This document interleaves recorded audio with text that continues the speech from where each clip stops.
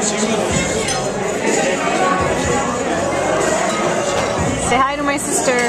Hi, Lena. How are you? We're here enjoying ourselves tonight. It's been quite festive. Say it. Can I say that in Yeah, German? go ahead. Hi Lena, wir sind hier in Vermont, in Amerika, auf einer Hochzeit. I can't do this. Alright, say it. So what do I say? Say stuff in German, I don't know. Ich muss gleich ein Video von dem Zimmer machen, das wir haben. Wir sind hier in einem Hotel, das ist direkt, wenn man da aus dem Fenster rausguckt, sieht man das Skigebiet. Da kann man, also hier im Hotel kann man, Honey, You're fine, keep going. also hier, man kann die Treppen aus dem Hotel rausgehen, dann kann man den Skilift hochfahren. Da sind wir untergebracht und wir haben I don't know the word for marble. What's the word for marble in German? Marble. Malbe. Na, auf jeden Fall sind die Fußböden total toll und naja, alles ist so aus richtig tollem Stein.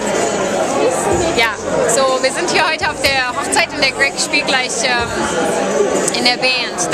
Davon nehme ich natürlich auch was auf. Mir fehlen gerade die deutschen Worte. Wir haben schon unser erstes Essen gehabt.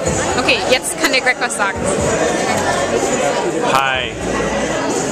Nein, sprechen Sie Deutsch. Ich bin gut und gut Zimmer. We have good Zimmer. Here. What are you trying to say? We have a good room. Oh, Zimmer. Zimmer. Yeah, that's the word of the night. Bye. Cheers.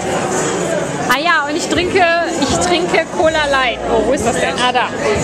Cola Light, Wasser und das ist Apfelschorle.